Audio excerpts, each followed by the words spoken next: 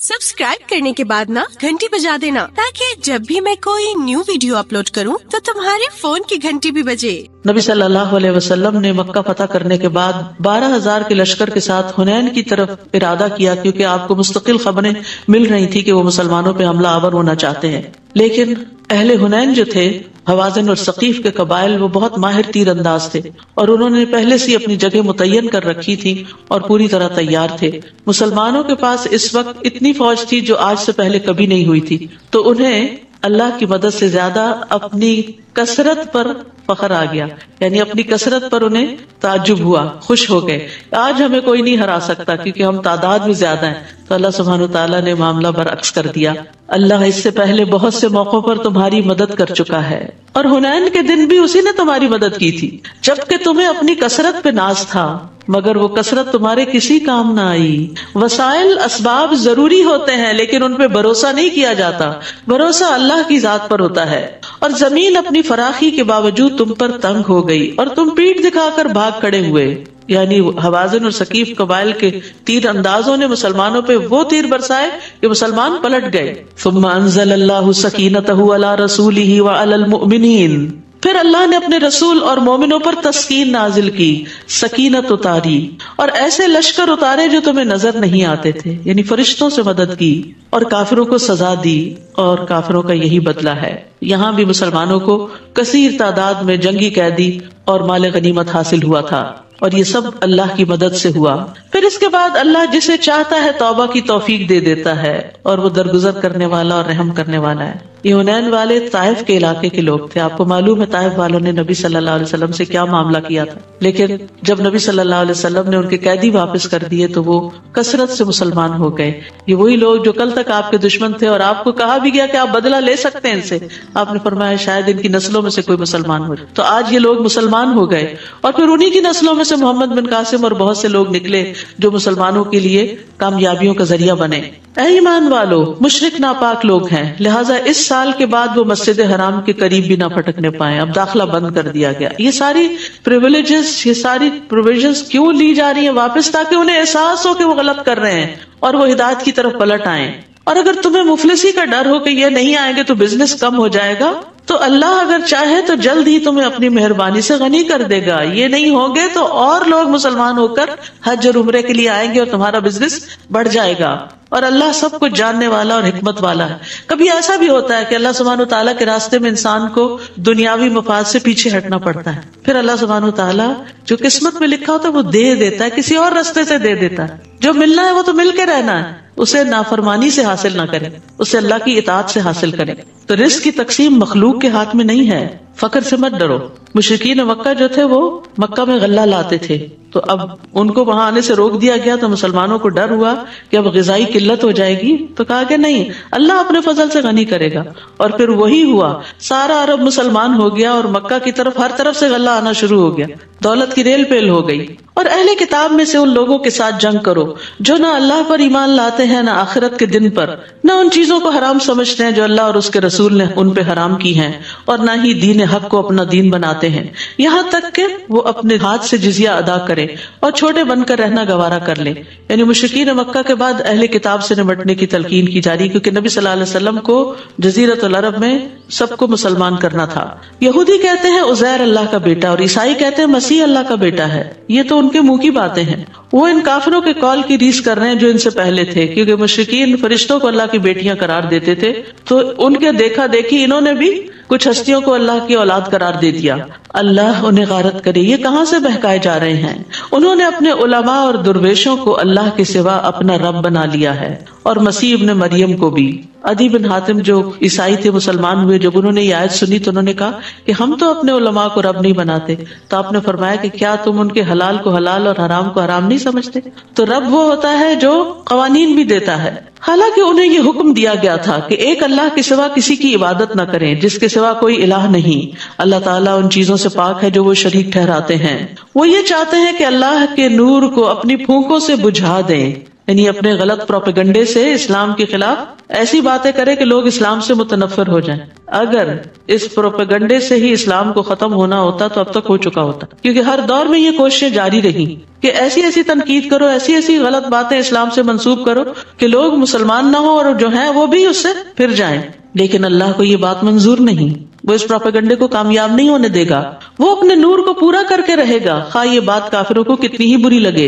وہی تو ہے جس نے اپنے رسول کو ہدایت اور سچے دین کے ساتھ بھیجا تاکہ اس دین کو سب ادیان پر غالب کر دے، خواہ یہ بات مشرکوں کو کتنی ہی ناگوار گزرے. دین کو غالب کرنے کا مطلب کیا ہے؟ کہ کثرت سے لوگ مسلمان ہو جائیں. پھر فرمایا ایھا الذین آمنوا، اے لوگوں جو ایمان لائے ہو. اہل کتاب کے اکثر عالم اور درویش لوگوں کے مال ناجائز طریقوں سے کھاتے ہیں، یعنی رشوت لے کر ان کی پسند کے فتوے وغیرہ دیتے ہیں اور اللہ کے راستے سے روکتے ہیں. جو لوگ سونا اور چاندی جمع کر کے رکھتے ہیں اور اسے اللہ کی راہ میں خرچ نہیں کرتے، آپ انہیں دردناک عذاب کی خوشخبری دے دیجیے. اگرچہ آیت ایک خاص کانٹیکس میں ہے لیکن یہ پھر سب کے لیے عام ہے. تو کنز وہ مال ہوتا ہے جس کی زکوٰۃ ادا نہ کی جائے. تو یہاں ایسے سب لوگوں کو وارن کیا جا رہا ہے کہ اگر وہ مال جمع رکھتے ہیں اور اس میں سے اللہ کا حق نہیں دیتے، غریبوں کا حق نہیں دیتے، تو پھر وہ مال قیامت کے دن ان کے لیے مصیبت بن جائے گا، جس دن اس سونے اور چاندی کو جہنم کی آگ میں تپایا جائے گا، پھر اس سے ان کی پیشانیوں، پہلوؤں اور پشتوں کو داغا جائے گا. یہ زکوٰۃ نہ دینے والے کا انجام بتایا جا رہا ہے. حشر کے میدان میں یہ حشر ہوگا اس کا، اور کہا جائے گا یہ ہے وہ خزانہ جو تم نے اپنے لیے جمع کر رکھا تھا، یعنی دنیا میں اس کی زکوٰۃ نہیں نکالی، لہٰذا اب اپنی جمع شدہ دولت کا مزہ چکھو. کیا فائدہ اس مال کا جو انسان کے لیے مصیبت کا باعث بنے. اور اگر انسان اس مال کو خرچ کرتا ہے تو اللہ تعالیٰ اس کے بدلے میں اور لے آتا ہے، اس میں برکت پیدا کرتا ہے. زکوٰۃ کا لفظی معنی میں نشو نما بھی ہے، نمو بھی ہے، یعنی زکوٰۃ دینے سے مال کم نہیں ہوتا بلکہ پاک ہوتا ہے اور بڑھتا ہے. جیسے پودوں میں آپ نے دیکھا ہوگا کہ اچھے خاصے مفید پودے کے ساتھ جب بیج اگ آتی ہیں تو آپ ان کو نکال دیتے ہیں تو کیا ہوتا ہے؟ جو اصل پودا ہوتا ہے، اصل زر ہوتا ہے، وہ خوب مضبوط ہو جاتا ہے اور خوب پھل لاتا ہے. تو جس مال میں برکت ہوتی ہے اس کی خیر بہت زیادہ ہوتی، اور جو لوگوں سے روک کر رکھا جائے وہ انسان کے لیے وبال جان بن جاتا ہے.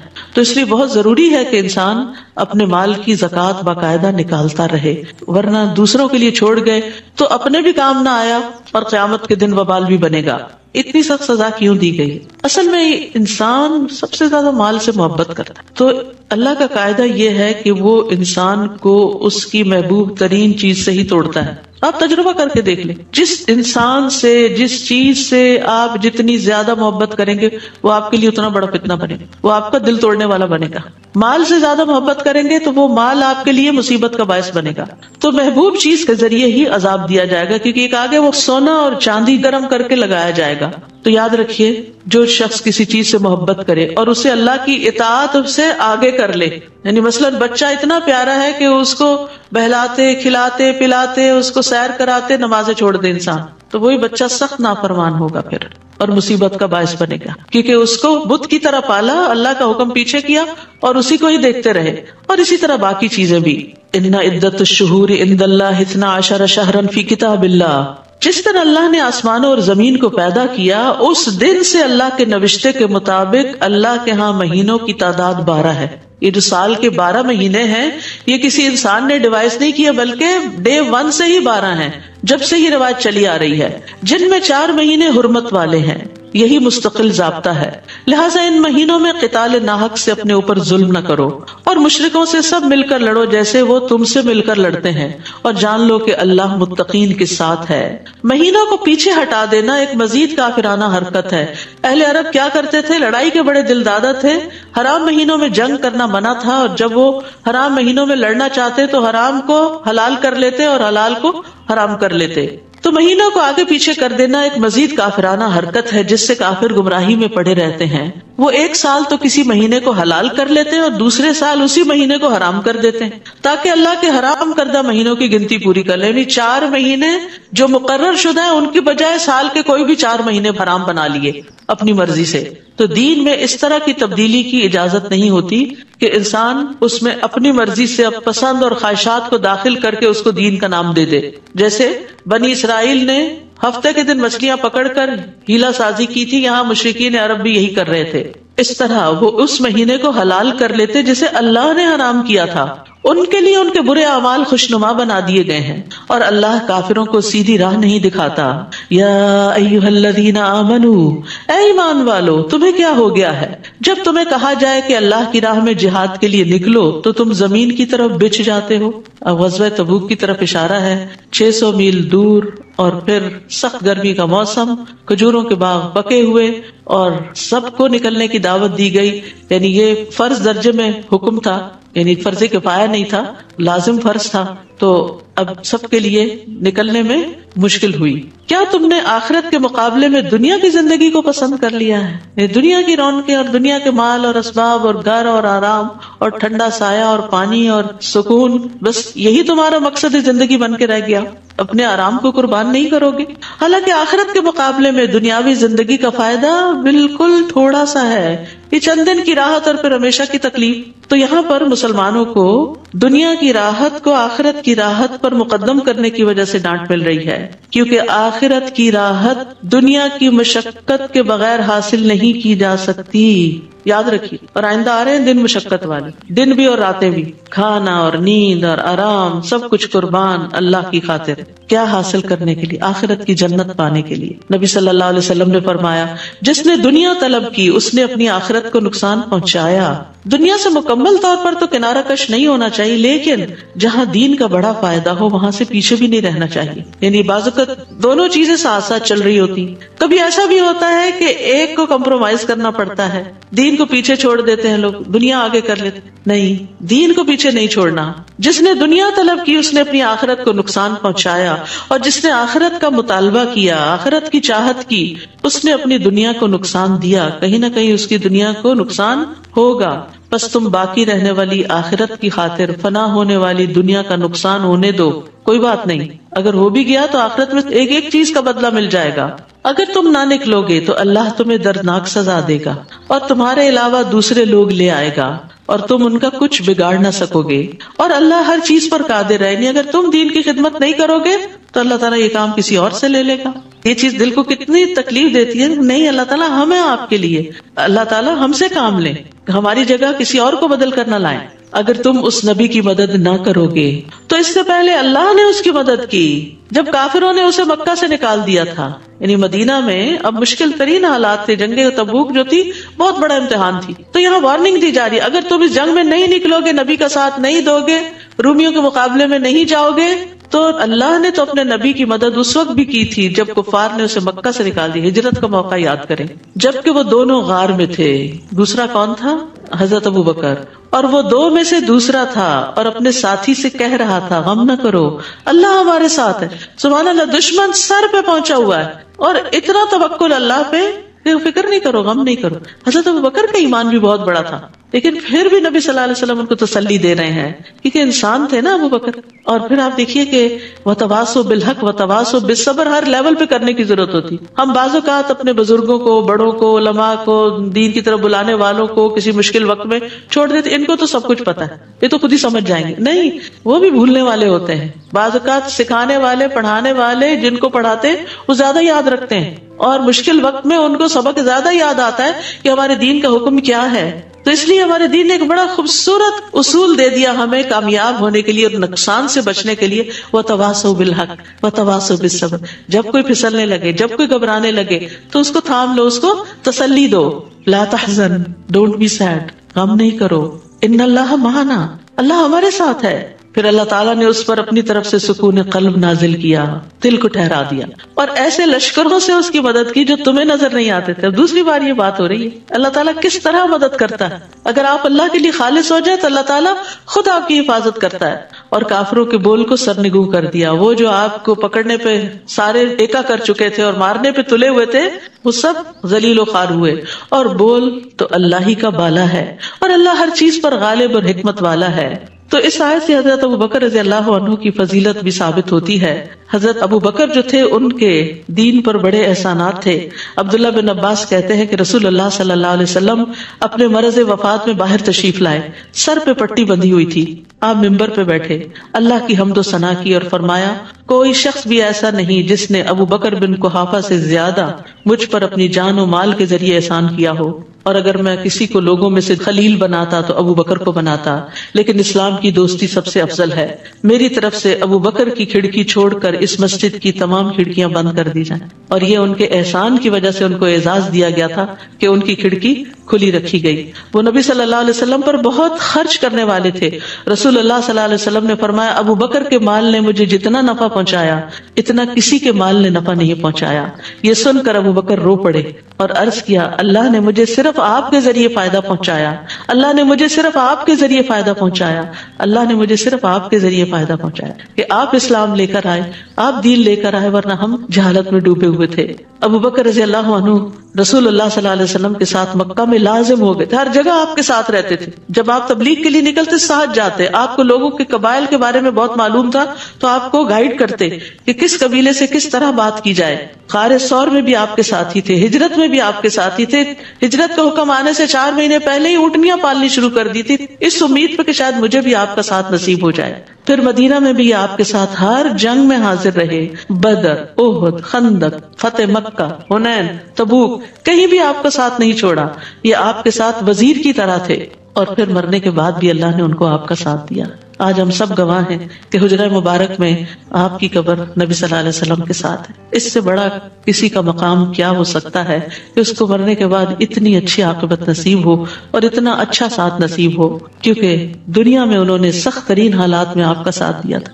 تو جو شخص دنیا میں قربانی کرتا ہے، دین کا مددگار بنتا ہے، انصار اللہ بنتا ہے، تو اللہ تعالیٰ دنیا میں بھی اور آخرت میں بھی اس کی مدد کرتا ہے۔ اور پھر یہاں لا تحزن، غم نہ کرو۔ غم جو ہے یہ انسان کی صلاحیتوں کو کھا جانے والا ہوتا ہے، اس لیے حد الوسع کوشش کرنی چاہیے کہ غم اور ڈپریشن سے انسان باہر نکلے۔ اس کے لیے دوا بھی کھائے، دعا بھی کرے، کوششیں بھی کرے، ہر طرح کی محنت کرے۔ اور دعاؤں میں خصوصی یہ دعا، اللہم انی اعوذ بک من الہم والحزن والعجز والکسل والبخل والجبن وضلع الدین وغلبۃ الرجال، اتنی جامع دعا ہے یہ۔ اے اللہ میں تیری پناہ مانگتا ہوں دکھ سے، غم سے، عاجزی سے، سستی سے، بخل سے، بزدلی سے، قرضداری کے بوجھ سے، اور ظالم کے اپنے اوپر غلبے سے۔ اور غم کے وقت اللہ ہی کو پکارنا چاہیے۔ نبی صلی اللہ علیہ وسلم پر پریشانی آتی تو آپ لا الہ الا اللہ العظیم الحلیم، لا الہ الا اللہ رب العرش العظیم، لا الہ الا اللہ رب السماوات ورب الارض ورب العرش الکریم پڑھا کرتے تھے۔ یہ دعائیں یہاں ایاک نستعین کتاب جو ہے اس کے اندر موجود ہے، اور الگ کارڈز کی شکل میں بھی موجود ہیں۔ ہر وقت انسان اپنے بیگ میں یہ کہیں رکھے، جب کبھی دل پہ بوجھ آنے لگے، پریشانی آنے لگے، فوراً اللہ کو پکارے۔ رسول اللہ صلی اللہ علیہ وسلم کے الفاظ میں انفروا خفافا وثقالا وجاہدوا باموالکم وانفسکم فی سبیل اللہ ذالکم خیر لکم ان کنتم تعلمون۔ ہلکے بھی نکلو اور بوجھل بھی نکلو، آسانی یا مشکل ہے نکلو۔ سفر دور کا تھا لیکن مومنوں کو ابھارا گیا، اور اپنے اموال اور جانوں سے اللہ کی راہ میں جہاد کرو، یہی بات تمہارے حق میں بہتر ہے اگر تم جانتے ہو۔ تو اس آیت سے پتہ چلتا ہے کہ مال کے ساتھ جہاد کرنا نفس کے ساتھ جہاد کرنے سے زیادہ مقدم ہے، یعنی دین کی سپورٹ میں اپنا مال نکالتے رہنا۔ یہ نہیں کہ کسی ایک دن نکال دیا کا کافی ہو گیا، ہر روز کچھ نہ کچھ نکالا کریں، جب جب موقع ہو نکالتے چلے جایا کریں تاکہ اللہ کے دین کو قوت حاصل ہو۔ تو یہاں اللہ سبحانہ وتعالیٰ نے دونوں کا ذکر کر دیا۔ بعض اوقات ہم صرف مال دے کے خود پیچھے ہٹ جاتے ہیں کہ ہم نے سپورٹ کر دیا نا کسی بھی کاز کو، کسی بھی مشن کو، اور ہمارے پاس ٹائم نہیں، ہم دنیا کمانے میں لگے ہوئے، ہمارا مال لو تم لوگ وقت لگاؤ، اور وہ صرف چند لوگ گنتی کے رہ جاتے ہیں، پھر وہی ہر کام میں حاضر ہوتے ہیں جن سے سب کچھ کرنا بھی مشکل ہوتا ہے۔ جتنے زیادہ ہاتھ ہوں گے اتنا ہی کام جلدی نپٹے گا نا، اتنا ہی پھیلے گا، اتنا ہی بڑھے گا۔ تو صرف اپنا مال والنٹیئر نہیں کیا کریں، اپنا وقت بھی کیا کریں، کچھ نہ کچھ وقت خیر کے کسی کام میں ضرور لگایا کریں، اس سے آپ کے دل کی پریشانیاں ختم ہوگی۔ اور فی سبیل اللہ لگایا کریں، کیونکہ ہم بعضوں کا دین کے معاملے میں بھی کیا چاہتے ہیں، کچھ دنیا ملے گی تو ہم دین کے راستے میں آئیں گے۔ ٹھیک ہے، اگر آپ سارا کچھ چھوڑ کر صرف یہی کر رہے ہیں تو آپ کو کچھ حق بنتا ہے، مسلمانوں کو بھی غنیمت ویسے ملتا تھا، لیکن اگر اللہ نے آپ کو دوسرے وسائل سے بہت کچھ دیا ہوا ہو تو مال اور جان دونوں اس راستے میں لگائے اونچے درجے پانے کے لیے۔ لو کان عرضا قریبا وسفرا قاصدا، اگر دنیاوی فائدہ قریب نظر آتا اور سفر بھی واجبی سا ہوتا، یعنی 600-700 میل دور نہ جانا ہوتا، تو یہ منافق آپ کے ساتھ ہو لیتے، یہ بھی چل پڑتے کہ کچھ حاصل ہوگا، غنیمت ملے گی، کچھ لوٹ کر آئیں گے، مگر یہ مسافت انہیں کٹھن معلوم ہوئی تو لگے اللہ کی قسمیں کھانے، اگر ہم تمہارے ساتھ نکل سکتے تو ضرور نکلتے، بہانے کرنے لگے، قسمیں کھا کے اپنے عذر بتانے لگے۔ یہ لوگ اپنے آپ ہی کو ہلاک کر رہے ہیں، ایسی قسموں سے اللہ نہیں مطمئن ہوتا، اور اللہ خوب جانتا ہے کہ یہ لوگ یقیناً جھوٹے ہیں۔ اے نبی، اللہ آپ کو معاف کر دے، آپ نے انہیں کیوں پیچھے رہنے کی اجازت دی؟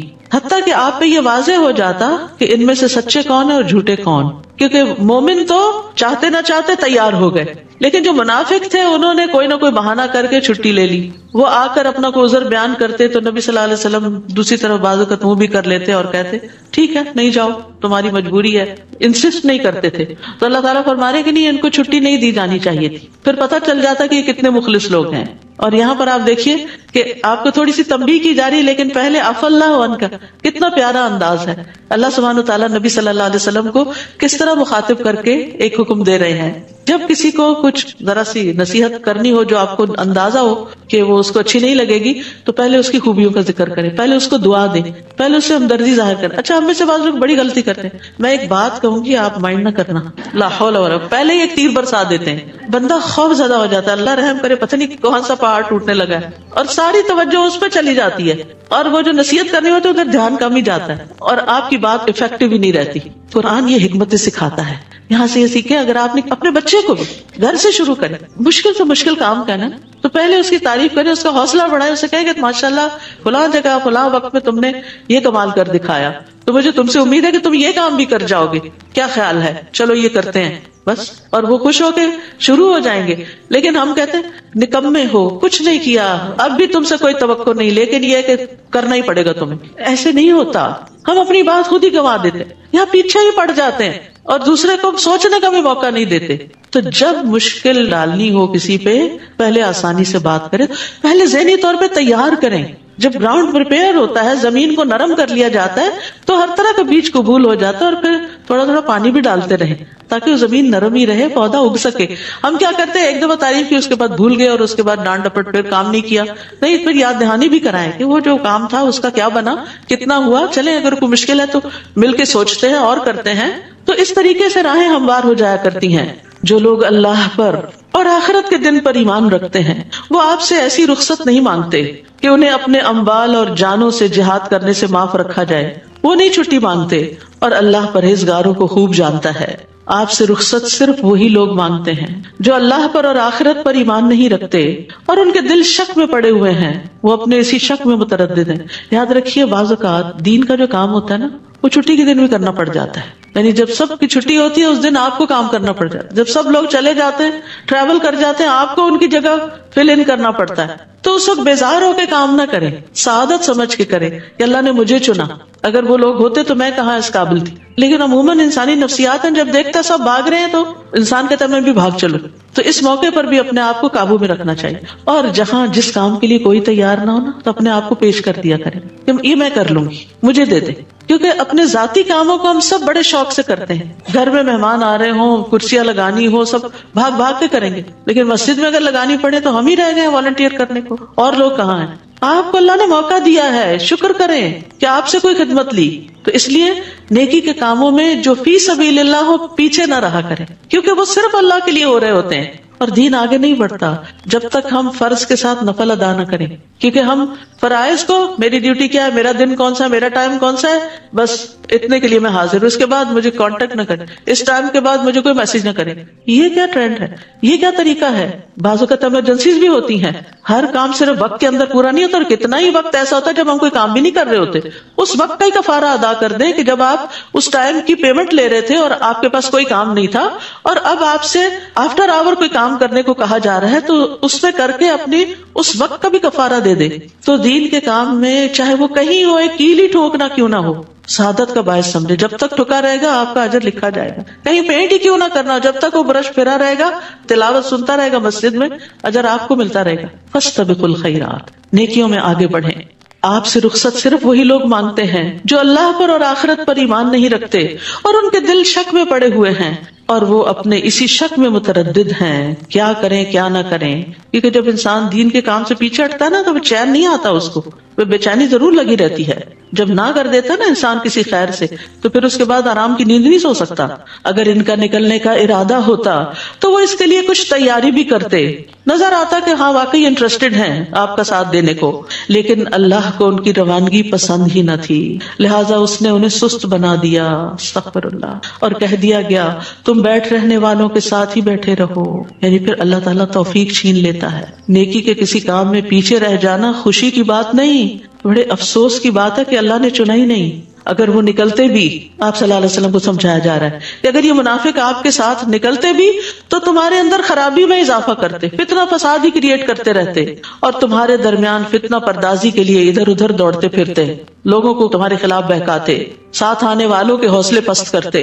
پھر تم میں بھی کچھ لوگ ایسے ہیں جو ان کی باتیں بڑے دھیان سے سنتے ہیں. یعنی ہر جماعت کے اندر ایسے لوگ ہوتے ہیں جو منفی پروپیگنڈا کرنے والوں کی باتوں میں آ جاتے ہیں. ہوتے بولے والے لوگ ہیں، ان کی نیت ہی خراب ہوتی، لیکن مثبت بات کم اثر کرتی ہے اور منفی بات کسی کے خلاف بڑی جلدی قبول کرتے ہیں، کیونکہ شیطان اس کو خوبصورت بنا دیتا ہے. اور اللہ ایسے ظالموں کو خوب جانتا ہے. یہ لوگ اس سے پہلے بھی فتنہ انگیزی کر چکے ہیں اور آپ کے امور کو درہم برہم کرنے کے لیے الٹ پھیر کرتے رہے ہیں، حتیٰ کہ اللہ کا سچا وعدہ یعنی اسلام کے غلبے کا وعدہ آ گیا اور اللہ کا حکم غالب ہوا. جبکہ یہ ناک منہ چڑھا رہے تھے، ان کو نہیں پسند تھی اسلام کی ترقی، لیکن اللہ نے وہ ترقی عطا کر دی. اور ان میں سے کوئی ایسا ہے جو کہتا ہے مجھے رخصت دے دیجیے اور فتنے میں نہ ڈالی. جد بن قیس منافق کے بارے میں آتا ہے کہ اس نے آ کے نبی صلی اللہ علیہ وسلم سے ایک عجیب بہانہ کیا، کہا میں نے سنا رومیوں کی عورتیں بڑی خوبصورت ہیں، مجھے ڈر ہے کہ میں اپنے پہ صبر نہیں کر سکوں گا، فتنے میں پڑ جاؤں گا، تو مجھے آپ معاف کیجیے، میں نہیں ساتھ جا سکتا. سن رکھو فتنے میں تو یہ لوگ پہلے ہی پڑے ہوئے ہیں، یعنی نفاق کی وجہ سے، اور جہنم ایسے کافروں کو گھیرے ہوئے ہے. اگر آپ کو کوئی بھلائی ملے تو انہیں بری لگتی ہے، دل سے تو دشمن ہے، حاسد ہے. اور اگر کوئی مصیبت آ پڑے تو کہتے ہیں ہم نے تو اپنا معاملہ پہلے ہی درست کر لیا تھا، شکر ہے ہم وہاں موجود نہیں تھے. پھر وہ خوش خوش واپس جاتے ہیں. آپ ان سے کہیے قل لن یصیبنا الا ما كتب الله لنا هو مولانا وعلى الله فليتوكل المؤمنون. ہمیں اگر کوئی مصیبت آئے گی تو وہی آئے گی جو اللہ نے ہمارے مقدر کر رکھی، وہی ہمارا سرپرست ہے، اور مومنوں کو اللہ ہی پر بھروسہ کرنا چاہیے. نیز ان سے کہیے کہ تم ہمارے حق میں جس چیز کا انتظار کر سکتے ہو وہ یہی ہے کہ ہمیں دو بھلائیوں میں سے کوئی ایک بھلائی مل جائے، اور ہم تمہارے حق میں جس چیز کے منتظر ہیں وہ یہ ہے کہ اللہ تمہیں اپنے ہاتھ سے خود سزا دیتا ہے یا ہمارے ہاتھوں دلواتا ہے، لہٰذا تم بھی انتظار کرو اور ہم بھی تمہارے ساتھ انتظار کرتے ہیں. قل انفقوا طوعا او کرها لن يتقبل منكم انکم کنتم قوما فاسقین. نیز ان سے کہیے تم خواہ خوشی سے خرچ کرو یا بادل ناخواستہ. منافقین کی طرف اشارہ ہے، تم سے یہ صدقہ قبول نہیں کیا جائے گا کیونکہ تم فاسق لوگ ہو. یعنی منافقین بعض اوقات شرم و شرمی جسے کہتے ہیں نا، کچھ نہ کچھ لے آتے تھے کہ چلے ہم خود تو نہیں جا سکتے، ہماری طرف سے رکھ لیجئے. ایسی بددلی کے ساتھ دینے سے صدقہ قبول نہیں ہوتا. صدقہ وہ قبول ہوتا ہے جو دل کی خوشی کے ساتھ دیا جائے، اللہ کی رضا کے لیے دیا جائے. ان سے ان کے نفقات قبول نہ ہونے کی وجہ صرف یہ ہے کہ انہوں نے اللہ اور اس کے رسول کا انکار کیا، اور اگر نماز کو آتے ہیں تو ڈھیلے ڈھالے، اور اگر کچھ خرچ کرتے ہیں تو بادل ناخواستہ ہی خرچ کرتے ہیں. تو سستی کے مارے پڑی ہوئی نمازیں اور بددلی سے دیے ہوئے صدقات اللہ کو نہیں چاہیے. اپنی دنیا کے لیے تو خوشی سے بھاگتے اور اللہ کی طرف آنے میں کتراتے ہو، اللہ کو ایسے لوگ نہیں چاہیے. نبی صلی اللہ علیہ وسلم کا طریقہ کیا تھا؟ دنیا کے سارے کام چھوڑ کے فوراً نماز کے لیے اٹھتے تھے. اسود کہتے ہیں میں نے عائشہ رضی اللہ عنہا سے پوچھا نبی صلی اللہ علیہ وسلم اپنے گھر میں کیا کرتے تھے؟ انہوں نے کہا آپ اپنے گھر کے کام کاج کرتے تھے، گھر والوں کی خدمت کرتے تھے. سبحان اللہ. باہر کے سارے بڑے بڑے کام انجام دے کر گھر آ کر بھی چین سے نہیں بیٹھتے تھے، پھر گھر والوں کے کام کرتے. جب نماز کا وقت ہوتا تو فوراً کام کاج چھوڑ کر نماز کے لیے چلے جاتے تھے. کام وہی چھوڑا، نماز کے لیے چل دیے، کیونکہ آپ کہا کرتے تھے کہ نماز میری آنکھوں کی ٹھنڈک ہے. بلال نماز کی اقامت کہو، ہمیں اس سے راحت پہنچاؤ. مومن کے لیے نماز سکون اور تسلی کا باعث ہے، لیکن منافق کے لیے بڑی بھاری ہے. ان لوگوں کے مال اور اولاد آپ کو تعجب میں نہ ڈالیں. انسان جب دیکھتا ہے کہ جو لوگ دنیا کے لیے محنت کر رہے ہیں وہ کہاں سے کہاں پہنچ گئے اور ہم دین کی خدمت کرتے کرتے پیچھے رہ گئے ہیں، تو اس پر حیران نہ ہو. اللہ تو یہ چاہتا ہے کہ انہی چیزوں کے ذریعے انہیں دنیا کی زندگی میں سزا دے. یہی کامیاب اولاد جو ہے پھر ماں باپ کو پلٹ کے پوچھتی بھی نہیں، اور جب ان کی جان نکلے تو اس وقت یہ کافر ہی ہوں. تو کافروں کے لیے مال اور اولاد دنیا میں بھی فتنے اور آزمائش کا ذریعہ ہیں، لیکن اس کے برعکس مومن ان کے لیے مال اور اولاد صدقہ جاریہ بنتے ہیں. وہ اللہ کی قسم کھا کر کہتے ہیں ہم تمہیں میں سے ہیں، ہم تو تمہارے ہیں. محبت کے دعوے کرتے ہیں حالانکہ وہ ہرگز تم میں سے نہیں بلکہ یہ ڈرپوک لوگ ہیں، تم سے ڈرتے ہیں اس لیے تم سے ایسی باتیں کرتے ہیں۔ اگر یہ کوئی پناہ کی جگہ پالے یا غار یا سر چھپانے کی جگہ تو یہ تیزی سے دوڑتے ہوئے وہاں جا چکے ہیں، پناہ لے لیں۔ اور ان میں سے کوئی ایسا ہے جو صدقات کی تقسیم میں آپ پر الزام لگاتا ہے، اگر انہیں کچھ مل جائے تو خوش ہو جاتے ہیں اور اگر نہ ملے تو فوراً ناراض ہو جاتے ہیں۔ تو منافقین دراصل وہ لوگ ہیں جو دنیاوی اغراض کی وجہ سے خوش یا ناخوش ہوتے ہیں، ملے تو خوش، نہ ملے تو ناراض۔ نبی صلی اللہ علیہ وسلم نے فرمایا دینار اور درہم کا بندہ اور چادر کا بندہ ہلاک ہو جائے، اگر اسے دیا جائے تو راضی ہوتا ہے، نہ دیا جائے تو ناراض ہو جاتا ہے۔ ہلاک ہو جائے اور سر نگوں ہو جائے، جب اس کو کانٹا چبھے تو کوئی نہ نکالے، بد دعا دیا آپ نے ایک طرح سے۔ ایسے لوگ جو صرف مفاد پرست ہیں، جو صرف مطلبی ہیں، تو ان کو ان کی کسی کوشش کا کوئی فائدہ نہیں ہوتا۔ پھر اللہ تعالیٰ ان کے نیتوں اور ارادوں کو خوب جانتا ہوتا ہے۔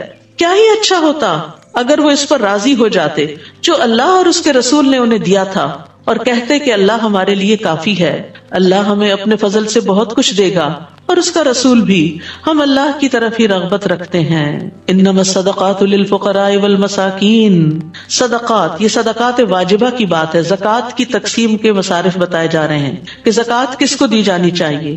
وہ تو دراصل فقیروں، جن کے پاس کچھ بھی نہیں، مسکینوں ہیں لیکن پورا نہیں پڑتا، اور ان کارندوں کے لیے، ورکرز کے لیے جو اس کی وصولی پر مقرر ہیں، زکوٰۃ کا حساب کتاب کرتے ہیں۔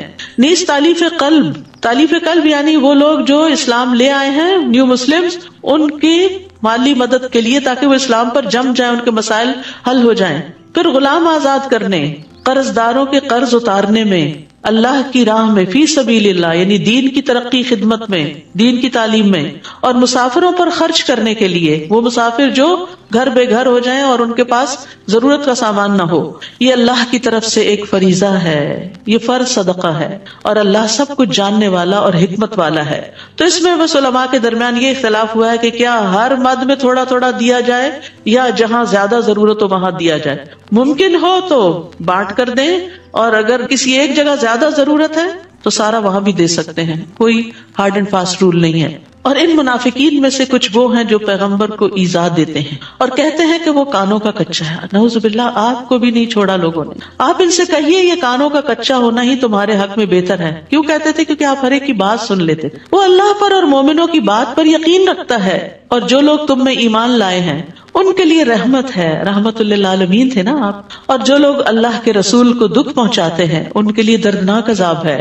وہ منافق تمہارے سامنے قسمیں کھاتے ہیں تاکہ تمہیں خوش رکھیں، تمہارے سامنے تعریفیں تمہاری اور بڑی بڑی باتیں، حالانکہ اگر وہ ایماندار ہوتے تو اللہ اور اس کا رسول اس بات کے زیادہ مستحق ہیں کہ انہیں راضی رکھیں، یعنی ان کا تو حق ہے کہ انہیں راضی رکھا جائے، یہ تم پر احسان تو نہیں کرتے۔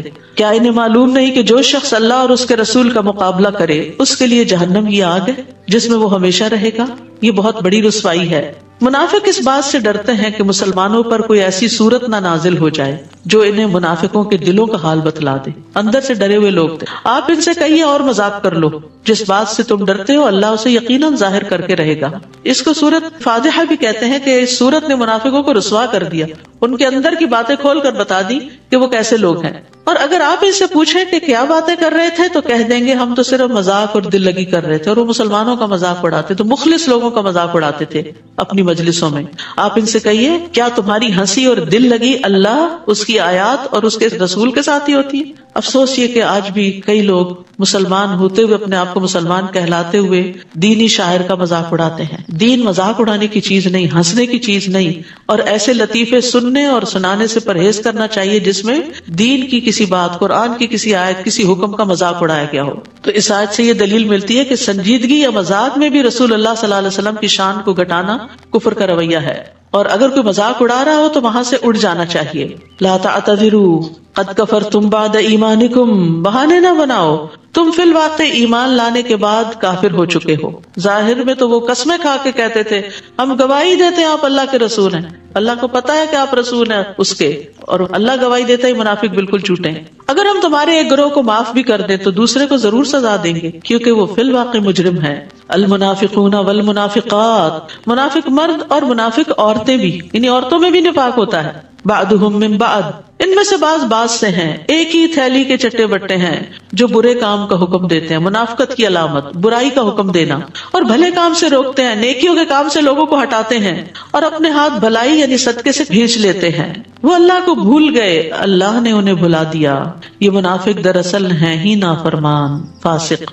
منافق مردوں، منافق عورتوں اور کافروں سے اللہ نے دوزخ کی آگ کا وعدہ کر رکھا ہے، جس میں وہ ہمیشہ رہیں گے، وہ انہیں کافی ہے، ان پر اللہ کی پھٹکار ہے اور ان کے لیے دائمی عذاب ہے۔ یہ انہی لوگوں کی طرح ہے جو ان سے پہلے تھے، وہ لوگ تم سے زیادہ طاقتور اور مال اور اولاد کے لحاظ سے تم سے بڑھ کر تھے، انہوں نے اپنے مقدر کے مزے لوٹے اور تم نے اپنے مقدر کے، جس طرح تم سے پہلے لوگوں نے اپنے مقدر کے مزے لوٹے تھے، یعنی دنیا کے فائدے اٹھائے تھے۔ اصل میں منافقت کی بنیادی وجہ ہی دنیا سے شدید محبت تھی، جس کی وجہ سے وہ دین سے پیچھے رہ گئے، اور تم بھی انہی باتوں میں پڑ گئے جن میں وہ پڑے ہوئے تھے۔ ایسے لوگ ہیں جن کے اعمال دنیا اور آخرت میں برباد ہو جائیں گے، اور یہی لوگ خسارہ پانے والے ہیں۔ الم یأتہم نبأ الذین من قبلہم، انہیں ان لوگوں کے حالات نہیں پہنچے جو ان سے پہلے گزر چکے ہیں، مثلا نوح کی قوم، عاد، سمود، ابراہیم کی قوم، مدین کے باشندے، اور وہ بستیاں جنہیں الٹ دیا گیا تھا۔ ان کے پاس ان کے رسول واضح دلائل لے کر آئے تھے۔ اللہ کے شایع نہ تھا کہ وہ ان پر ظلم کرتا، بلکہ وہ خود ہی اپنے آپ پر ظلم کر رہے تھے۔ یعنی پچھلی قوموں پر بھی جو عذاب آیا اس کی وجہ کیا تھی کہ انہوں نے اللہ کی نعمتوں کی ناشکری کی تھی اور اللہ کا حق نہیں دیا تھا، نعمتوں کے اوپر شکر نہیں کیا تھا۔ پھر فرمایا والمؤمنون والمؤمنات بعضهم اولیاء بعض یأمرون بالمعروف وینہون عن المنکر ویقیمون الصلاة ویؤتون الزکاة ویطیعون اللہ ورسولہ اولئک سیرحمہم اللہ ان اللہ عزیز حکیم۔ مسلمان مرد اور مسلمان عورتیں ایک دوسرے کے مددگار ہیں۔ وہ جو پیچھے پڑا تھا نا، تعاونوا علی البر والتقوی، یعنی نیکی کے کاموں میں ایک دوسرے کو سپورٹ کرتے ہیں، مال سے، جان سے، وقت سے، مشوروں سے، جو بھلے کام کا حکم دیتے ہیں۔ یعنی یہ تعاون کس لیے ہوتا ہے؟ نیکیاں پھیلانے کے لیے، اور برے کام سے روکتے ہیں۔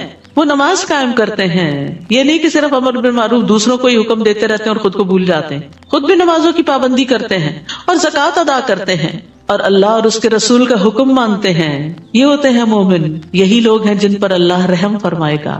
بلا شبہ اللہ سب پر غالب اور حکمت والا ہے۔ تو اللہ کی رحمت پانے کے لیے یہاں اول درجے کی جو نیکی بتائی گئی، جس کا ذکر نماز سے بھی پہلے کیا گیا، وہ کیا ہے؟ امر بالمعروف، نیک باتوں کا حکم دینا، نیکیوں کو عام کرنا، نیکیوں کو پھیلانا۔ وعد اللہ المؤمنین والمؤمنات جنات تجری من تحتها الانہار خالدین فیہا ومساکن طیبۃ فی جنات عدن ورضوان من اللہ اکبر ذالک هو الفوز العظیم۔ اللہ نے مومن مردوں اور مومن عورتوں سے ایسے باغوں کا وعدہ کر رکھا ہے جن میں نہریں جاری ہیں۔ کیا خوبصورت سین ہوگا، ان میں وہ ہمیشہ رہیں گے۔ سدا بہار باغات، ایور گرین باغات، کوئی خزاں نہیں آئے گی ان پہ۔ سدا بہار باغات میں پاکیزہ قیام گاہوں کا بھی وعدہ کر رکھا ہے، ان کے گھر باغوں میں ہوں گے۔ اور اللہ کی خوشنودی تو ان سب نعمتوں سے بڑھ کر ہوگی کہ اللہ ان سے خوش ہو۔ کبھی کبھی ایسا ہوتا ہے نا، انسان اچھے کام کرتا ہے پر دل کو تسلی نہیں ہوتی، اور انسان کہتے ہیں یا اللہ اور کیا کروں کہ تو راضی ہو جائے۔ تو انسان کے اندر سے ایک تڑپ اٹھتی ہے کہ کوئی کام ہو جس سے رب راضی ہو جائے، تو اللہ تعالیٰ ان کو اپنی رضا سے نواز دے گا۔ یہی بہت بڑی کامیابی ہے۔ اصل کامیاب یہ لوگ ہیں، حقیقت میں سکسیسفل پیپل یہ ہیں۔ اے نبی، کافروں اور منافقوں کا پوری قوت سے مقابلہ کیجیے اور ان کے ساتھ سختی سے پیش آئیے۔ ان کا ٹھکانہ دوزخ ہے جو بہت بری بازگشت ہے۔ سال ہا سال کی تعلیم کے بعد اب آخر میں سختی کا حکم کہ کسی طرح ٹھیک ہو جائیں۔ اب تک ان کے ساتھ درگزر کا معاملہ کیا جا رہا۔ آپ کو معلوم ہے کہ عبداللہ بن ابی نے آپ سے ساری زندگی دشمنی کی، لیکن جب وہ فوت ہو گیا تو اس کو قبر میں لٹا دیا گیا تھا۔ آپ پہنچے، آپ نے اس کو نکالا، اپنے گود میں اس کا سر رکھا، اپنا لعاب دہن اس پہ ڈالا اور اس کے لیے استغفار کی دعا کی۔ کون ہوگا جو ایسے دشمن کے لیے اتنی شفقت کا معاملہ کرے کہ اللہ اس کو بھی بخش دے؟ یہ ہے نبی صلی اللہ علیہ وسلم کی محبت انسانوں کے لیے۔ لیکن آج تو ہم اپنے پیاروں کو بھی معاف کرنے کو تیار نہیں ہوتے۔ بہت دفعہ لوگوں سے میں نے یہ بات سنی ہے، کیا کرے معاف نہیں کیا جاتا۔ ٹھیک ہے، نہ کرے، اپنے دل پہ بوجھ اٹھائے رکھے، پہاڑ اٹھائے رکھے، پھر گندگی کا ٹوکرا اٹھائے رکھے، نہ کرے معاف۔ ہم کہتے ہیں ہم رسول اللہ صلی اللہ علیہ وسلم کی پیروی کرتے ہیں، لیکن کوئی چھوٹی موٹی ہمارے ساتھ زیادتی کر جائے تو ہم دل میں پالے رکھتے، ٹھیک ہے تکلیف تو ہوگی لیکن معاف کرنا الگ چیز ہے. میں اپنا حق معاف کرتی ہوں, اللہ مجھے معاف کر دے. تو یہاں سختی کا حکم دیا گیا. ان کا ٹھکانہ دوزخ ہے جو بہت بری بازگشت ہے. وہ اللہ کی قسم کھا کر کہتے ہیں کہ انہوں نے یہ بات نہیں کہی, حالانکہ انہوں نے کفر کا کلمہ بکا تھا اور اسلام لانے کے بعد کافر ہوئے ہیں. نیز انہوں نے ایسی بات کا ارادہ کر رکھا تھا جسے وہ نہ کر سکے. تبوک سے واپسی پر نبی صلی اللہ علیہ وسلم ایک گھاٹی سے اکیلے گزر رہے تھے تو 8-9 منافقین ڈھاٹے باندھے ہوئے آپ پر حملہ آور ہونے کے لیے تیار ہو گئے کہ آپ کو یہیں ختم کر دیں. تو اللہ تعالیٰ نے ان کے ارادے کو ناکام کیا. اور انہیں کیا چیز بری لگی تھی اللہ یہ کہ اللہ اور اس کے رسول نے اپنی مہربانی سے انہیں غنی کر دیا ہے. اگر یہ توبہ کر لیں تو ان کے حق میں بہتر ہے. اب بھی توبہ کر لیں. منافقوں کو بھی کہا جا رہا ہے توبہ کر لیں, منافقت سے باز آ جائیں. اور اگر یہ اعراض کریں تو اللہ انہیں دنیا میں بھی دردناک عذاب دے گا اور آخرت میں بھی, اور ان کے لیے روئے زمین پر کوئی حامی و مددگار نہ ہوگا. اور ان میں سے کچھ ایسے ہیں جنہوں نے اللہ سے عہد کیا تھا کہ اگر اللہ ہمیں اپنی مہربانی سے مال و دولت عطا کرے گا تو ہم ضرور صدقہ کریں گے اور نیک بندے بن جائیں گے. پھر جب اللہ نے اپنی مہربانی سے مال عطا کر دیا تو بخل کرنے لگے اور کمال بے اعتنائی سے اپنے عہد سے پھر گئے. استغفر اللہ. یہ آج بھی کئی لوگوں کا شعار ہوتا ہے. منتیں مانتے ہیں, دعائیں کرتے ہیں, یہ کام ہو جائے تو ہم اتنا اتنا صدقہ کریں گے, اتنا نیکی کا کام کریں گے. جب ہو جاتا ہے تو سب کچھ بھول جاتے ہیں. یاد رکھیے اللہ سے کیے ہوئے وعدے اور کمٹمنٹس بھلانی نہیں چاہیے. یہ منافقوں کی صفت ہوتی ہے. جب انہوں نے وعدوں کی خلاف ورزی کی جس کے نتیجے میں اللہ نے ان کے دلوں میں اس دن تک کے لیے نفاق ڈال دیا جس دن وہ اس سے ملیں گے, جس کی وجہ یہ ہے کہ انہوں نے اللہ سے جو وعدہ کیا تھا اس کی خلاف ورزی کی, اور اس لیے بھی کہ وہ جھوٹ بولا کرتے تھے. کیا انہیں معلوم نہیں کہ اللہ ان کے مخفی راز اور سرگوشیوں تک کو جانتا ہے, اور یہ بھی کہ اللہ غیب کی سب باتوں کو خوب جانتا ہے. ان منافقوں میں کچھ ایسے ہیں جو خوشی سے صدقہ کرنے والے مومنوں پہ تانا زنی کرتے ہیں, یعنی جو نیکی سے والنٹیئر کرتے ہیں مال یا وقت, ان کے اوپر باتیں بناتے ہیں. اور ایسے تنگ دست مسلمانوں پر بھی جو اپنی مشقت کی کمائی کے سوا کچھ نہیں رکھتے, یہ منافق ان کا مذاق اڑاتے ہیں. اللہ ان کا مذاق انہی پر ڈال دے گا اور ان کے لیے دردناک عذاب ہوگا. تو یاد رکھیے اللہ کے نزدیک کوانٹٹی سے زیادہ کوالٹی کی اہمیت ہے. رسول اللہ صلی اللہ علیہ وسلم نے فرمایا 1 درہم 1,00,000 درہم سے بڑھ گیا. لوگوں نے عرض کیا کس طرح؟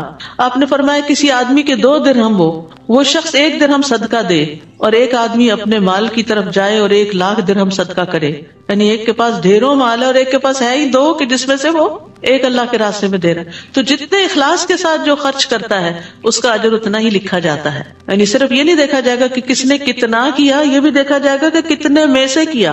کیونکہ بعض اوقات ہم اسی چیز کو عذر بنائے رکھتے ہیں کہ ہمارے پاس تھوڑا ہے, ہم کیا کریں, تھوڑے میں سے ہی دے دیں.